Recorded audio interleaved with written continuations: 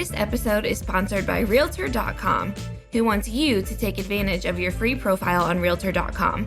By claiming and completing your free profile, adding a photo, and all of the information that puts you head and shoulders above the competition, you're on your way to receiving free leads, helping search engines find you, and staying top of mind with past clients. To learn more about claiming your free profile, go to Realtor.com/profile.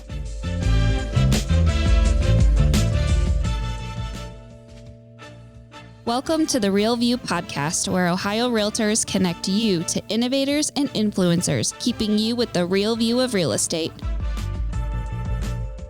Whether you're a broker, agent, first-time homebuyer, industry leader, or just happen to stumble upon our podcast today, you can expect to hear tips, tools, tricks, interesting information, and so much more from the experts in Ohio's real estate game.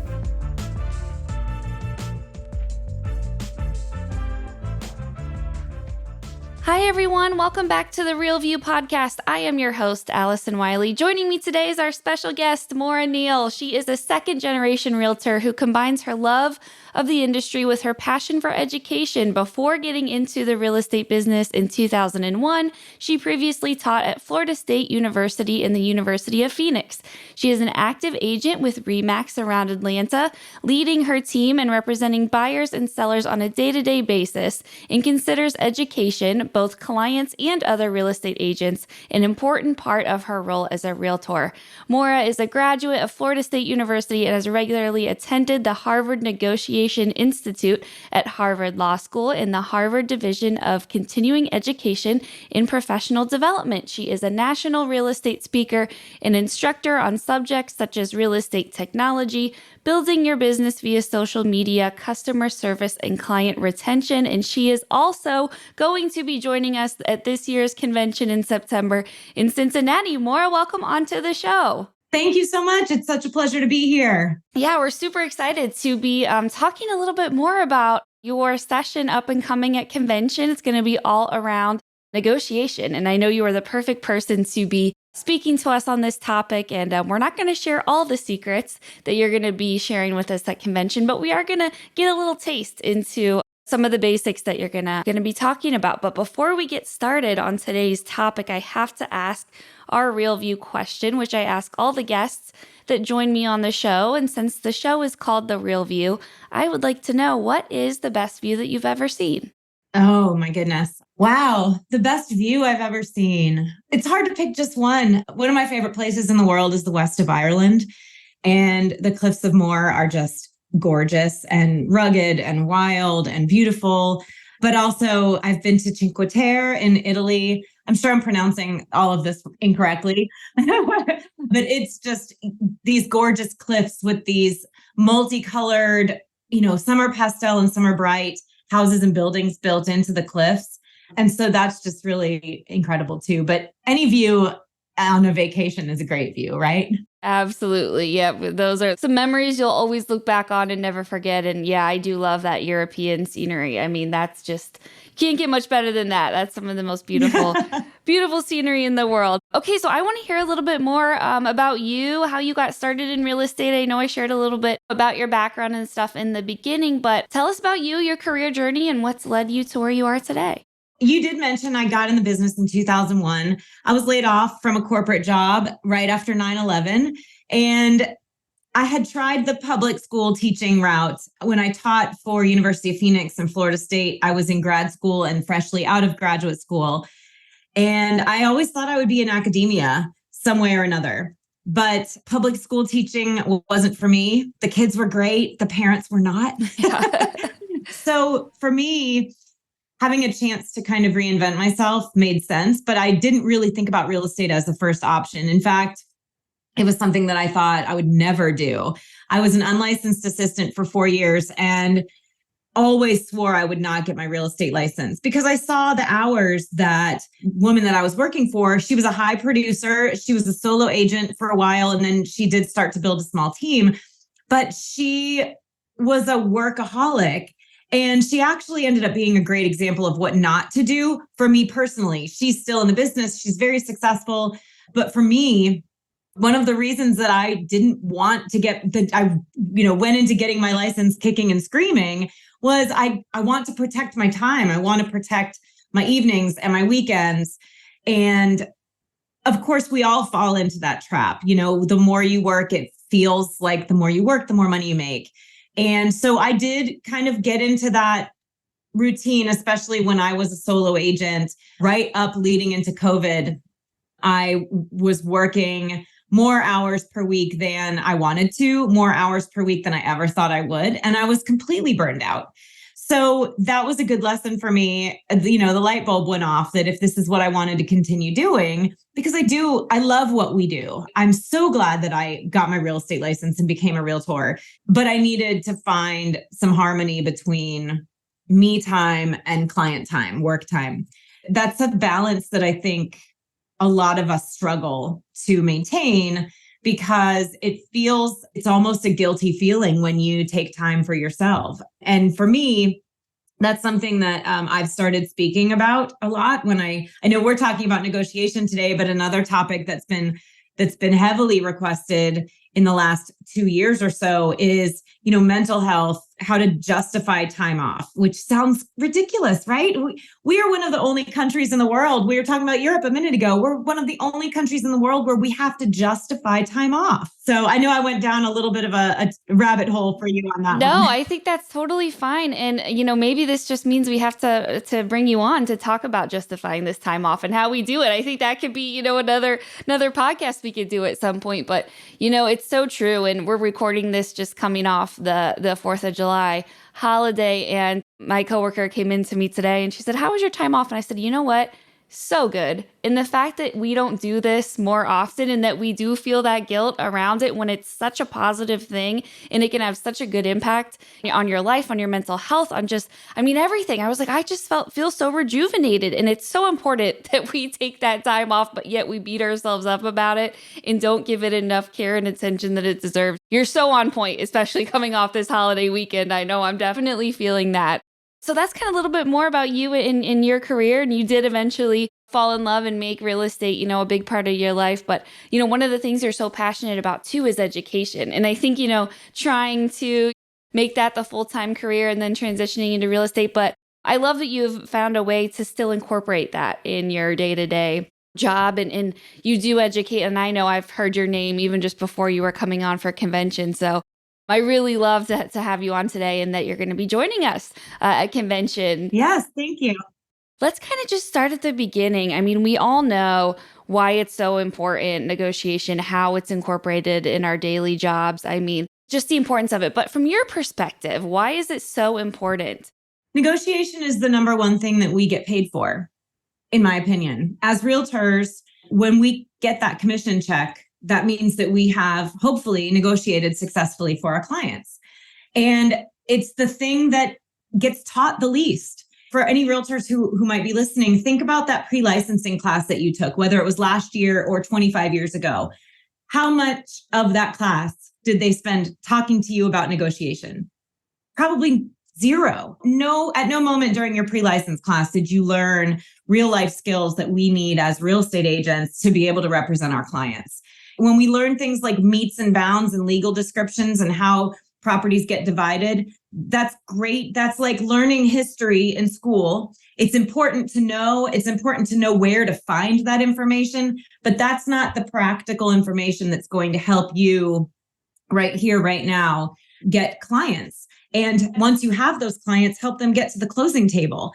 And if we think about how many times a day we as real estate agents, but also just as people, negotiate.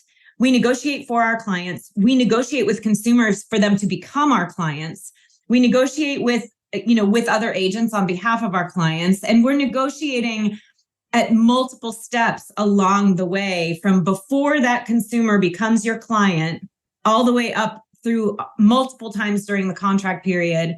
And then even possibly after closing, if something comes up after closing that your buyer or your seller comes back to you about, you might have to go back and negotiate with the other side again. Negotiate with ourselves for time off, for vacations with our families, our significant others, or alone. We negotiate with ourselves when a client comes to us and asks for a commission reduction. we're negotiating with them, but we're also negotiating with ourselves with what we're okay with doing. So negotiation plays such a huge role in what we do that it's surprising to me that it isn't a bigger topic of conversation when we look at it from a professional development and an education standpoint. I was just thinking, we've done probably almost 150 episodes of this podcast, and we've never had one on negotiation. So it's so true, what you're saying, that this isn't, it's such a core component of what we do as realtors, but yet you're right. The focus seems to be elsewhere sometimes, and it's not on negotiation. So I'm really excited that we're going to talk about it today and that you're going to be talking about it at convention, because wow, when you just break it down in the way that you just did, you're so right. It is nonstop of what we are doing. And it's so important that we have these skills and that we're doing it in the right way. Because it can really, like you said, it's what we do best as realtors. And it's the service that we are bringing to our clients is being able to negotiate for them. So you kind of focus on two different components of negotiation, style and strategy, what you're going to be presenting to us at convention. Tell us why these two really stand out to you when it comes to thinking about how we negotiate. Well, strategy, I think, first and foremost, is something that real estate agents lack in a lot of aspects, right? It's not just in negotiation strategy. It's listing strategy, it's marketing strategy, it's communication strategy. When I talk to agents, when I teach business planning, when I teach anything, my customer service class, we fail to come up with a plan. We fail to set goals the proper way. And all of that falls under strategy. But when we look at it from a negotiation perspective, it's great negotiators are ones who are always three steps ahead, right? We're looking at what are all the possible outcomes to each step of the way. So what are the possible outcomes when you walk into a listing appointment, right?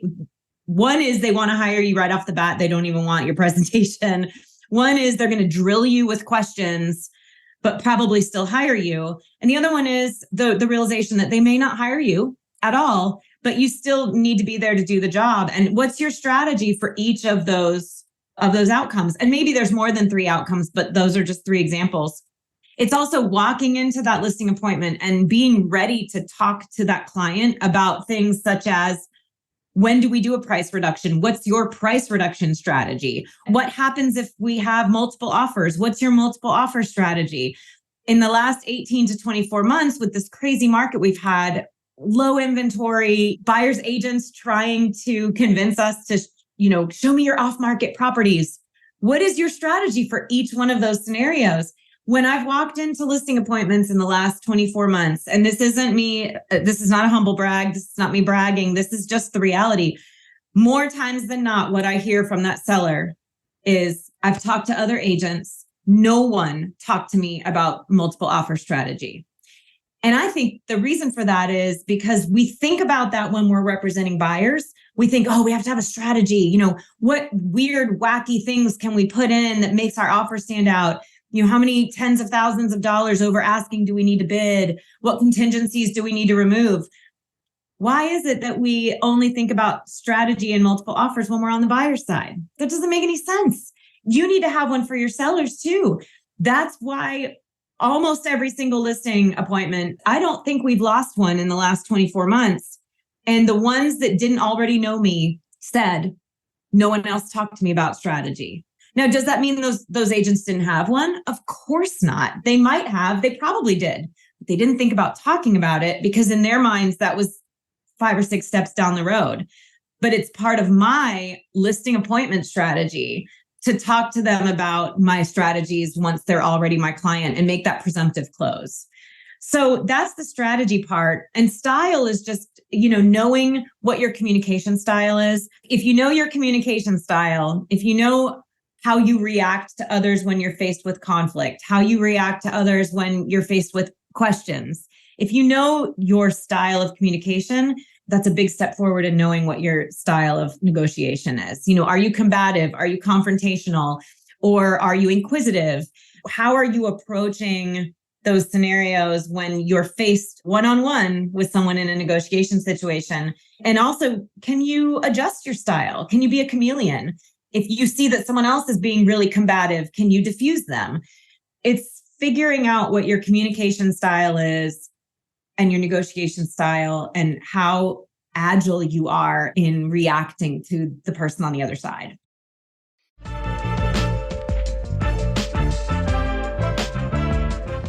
This episode of The Real View is brought to you by the Ohio Association of Community Colleges. Ohio's network of community colleges provides accessible training that accommodates the busy lifestyles of aspiring real estate professionals at half the price of a traditional university. With convenient locations in every part of the state, as well as online options, Ohio's community colleges are your smart choice for pre-licensing education. For more details or to start the journey to a real estate career, visit the education page at ohiorealtors.org and then click on the pre-license course locations.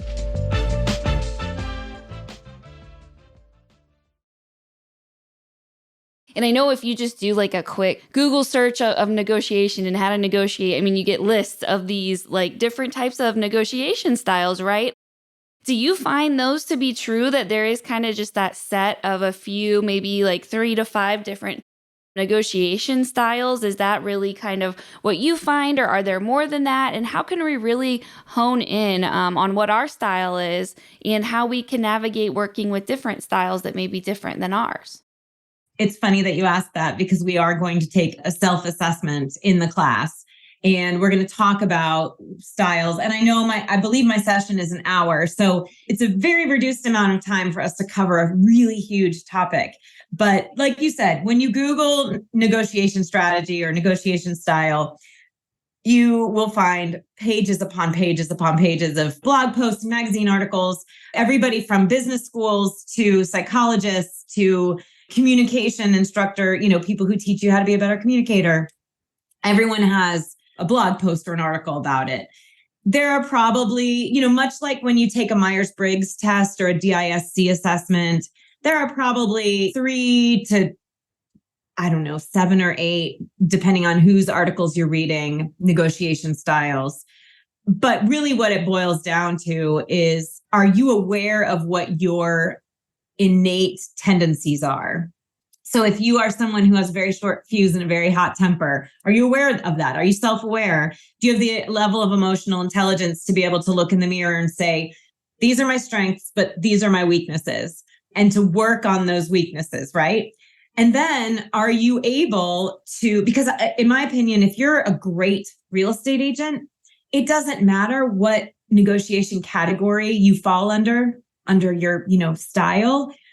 If you're great at it, you're able to play to your strengths and to mirror or to respond to the person on the other side of the negotiation. In other words, can you diffuse a situation where someone else is losing their temper? Can you be calm and patient with someone who needs a little more hand-holding, or who is a little more slow to react, someone who needs more data to make decisions?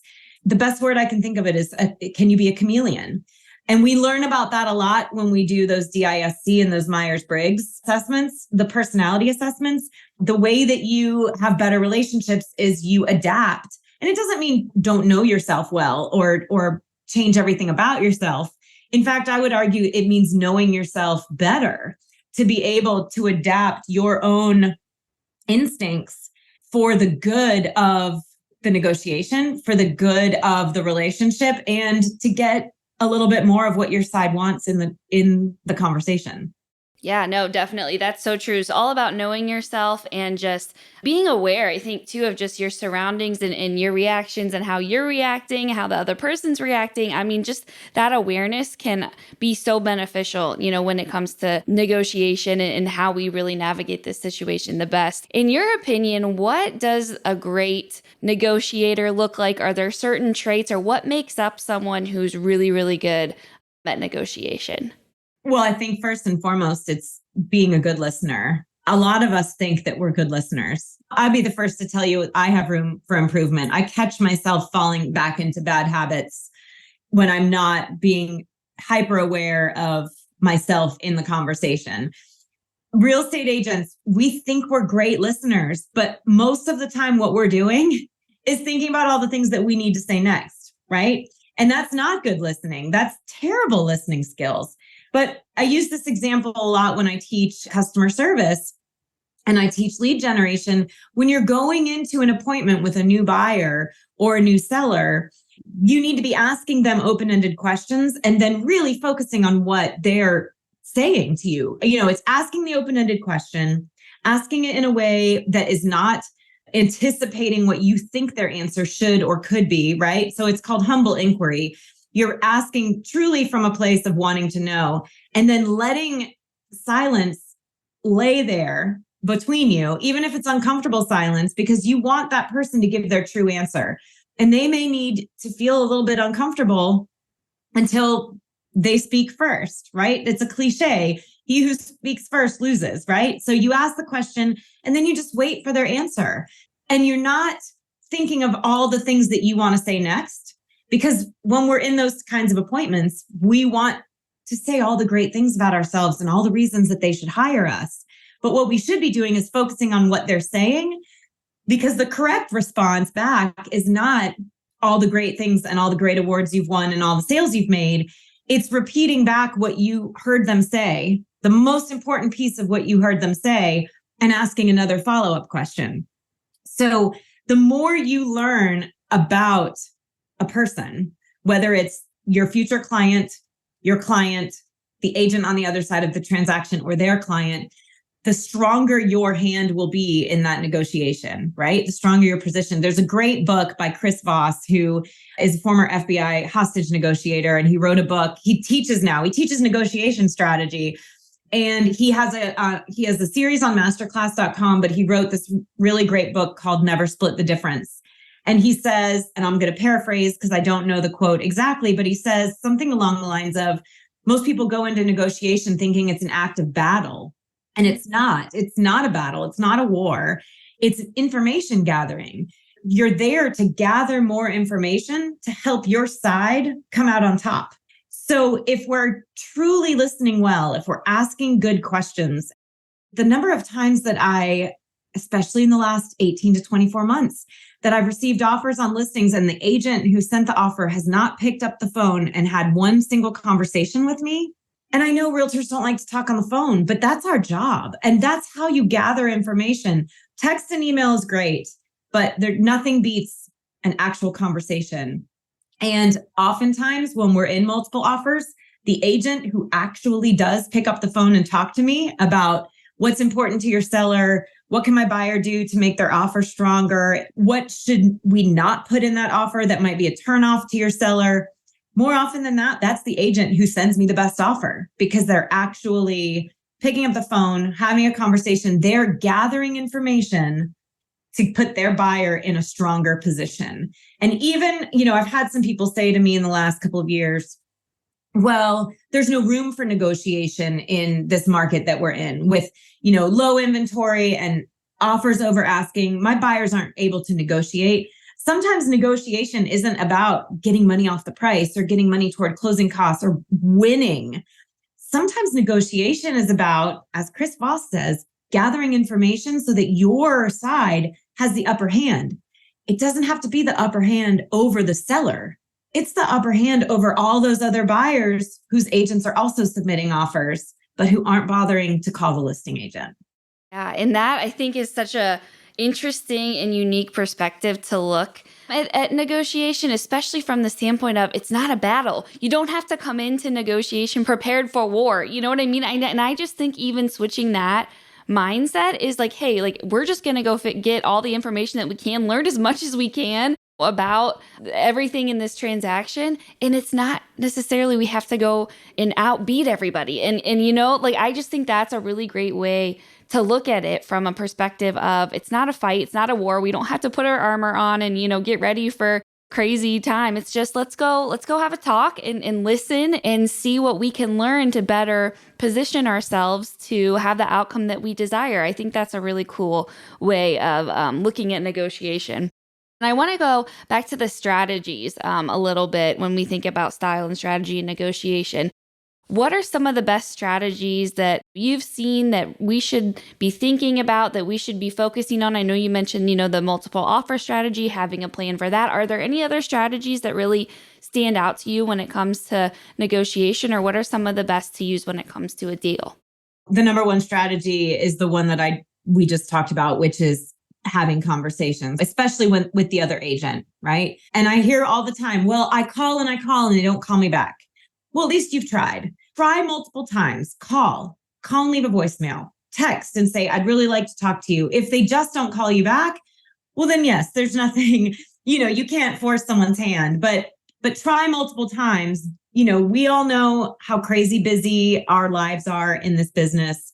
And maybe that one text or that one voicemail got lost in the shuffle. So try multiple times, because if you're truly working for your client, that should be part of your strategy, is to beat down the doors to get them the answer that you need for them. Now, maybe that doesn't work and you can't reach them. So you are just submitting blind, but at least make the attempt. And what I'm finding is when you're going to that agent, again, with a humble request, right? Don't leave the angry voicemail like, oh, I can't believe I've already called you twice and you're not calling me back. Just try a different tactic. Maybe send a text, maybe send an email. I realized a couple of weeks ago, I was trying to reach an agent and I'd sent multiple text messages and I did get a little frustrated. So I sent her an email and I said, hey, I've been trying to reach you via text message, but I haven't heard back from you. That made me realize I might have the wrong number. And sure enough, when she replied to that email within 30 minutes, she said, oh, I'm so sorry. I don't remember getting any text messages from you. This is my cell phone number. And when I checked my notes, I did have an incorrect number that was listed as her cell. So try different avenues. That simple as that sounds, that's a strategy. Because whereas the average real estate agent might just call one time or send one text and say, please give me a call. A great real estate agent, their strategy is going to be, well, if I don't get an answer to my text, I'm going to leave a voicemail. If they don't call me back, I'm going to send an email. And then if you have to go the route of calling the main office and speaking to the office manager or the broker, come from a humble place. Don't come from a place of, I've reached out to your agent several times and they're not calling me back.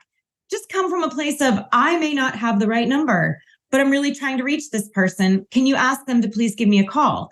So what you're not doing is throwing that agent under the bus, because you don't want, part of your strategy should be not wanting to completely destroy that relationship before it's even started. And I know that frustration can get the better of us in this business. That is something I hear every day. Frustration with lack of communication, frustration with mistakes in listings, poor communication during the transaction process. I understand that there are some of us in this business who just don't care as much as some of the rest of us. But you mentioned it earlier. The key is a mindset shift. Come at it from a place of, I'm here to represent my client to the best of my ability. And the best of my ability is not destroying our negotiation chance and our leverage and our communication with the other side before it even starts. If we can come at it from that mindset, right? If instead of being a battering ram, and just beating down the doors, come at it a little more gently. We don't know what's going on in the lives of other people. There might be something going on in that agent's life that you just weren't their top priority. It might take a phone call from their broker who says, this agent called me and she was just concerned that maybe you weren't getting her messages. That sounds a lot gentler than, this agent called and she's mad because she's reached out to you several times and you're not responding. Because I've gotten those calls from my broker. And what I can tell you is my instant reaction is to say, well, that's ridiculous. And I'm instantly on edge, right? And I'm on the defensive. And I usually can go back and prove that that agent is not correct. I don't have any texts. I don't have any voicemails. I don't know what number she's calling. It's a lot less combative and a lot less likely to stir up negative feelings before you even have an offer on the table when it's a gentler approach. Yeah, absolutely. All just about how you approach that. As I mentioned before, we don't have to come at it from such a negative perspective. Coming at it from that in a more gentle way, as you mentioned, just to fine tuning that approach and coming at it from a more loving and kind place, get to have a way better reaction than if we just come at it combative and swinging, right out the gate. I think that's so true. Okay, Maura, tell us a little bit more about what we can expect from your presentation at our convention. I know we talked the basics of negotiation and some of the things that you're going to discuss. But what else can we expect from your session? I'm really excited about the negotiation style test. I think that could be cool, fun for a lot of our agents to experience that. But what else can we expect from convention? It's only an hour, and it's a lot. It's a huge topic to fit into an hour. So one of the things I like to do is I always give a resource page at the end. I don't do handouts, but I always provide a resource page at the end. My very last slide is a QR code and a link to a page on my website where they can, anyone in the class can download the negotiation style assessment for themselves if they want to retake it or take it back to their team or take it back to their brokerage.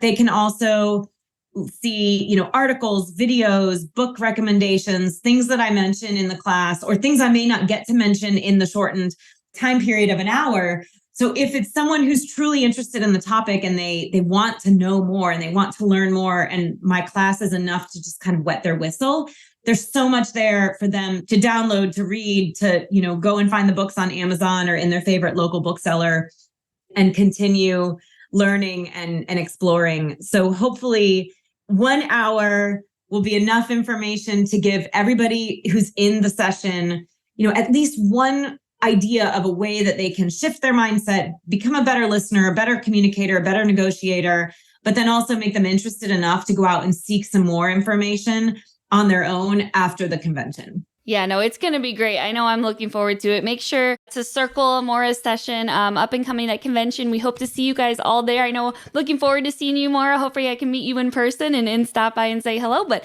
it's going to be a great time in Cincinnati, and we are so looking forward to seeing you and seeing everybody there. And thanks so much for joining me and sharing a little bit more about what you're going to talk about with us. Well, thank you. It's always a pleasure to be with my Ohio Realtor friends, and I can't wait to join you in the fall. Yeah, and to all of our listeners, thank you guys so much for tuning in. We'll be back with you next week. Thanks. Thank you for listening to The Real View. That wraps up today's episode. You can keep up with the latest on the podcast at ohiorealtors.org/therealview and on Apple or Google Podcasts, Spotify, or wherever you listen. Have questions, comments, or suggestions? We want to hear from you. Email us at podcast@ohiorealtors.org. We'll see you next time.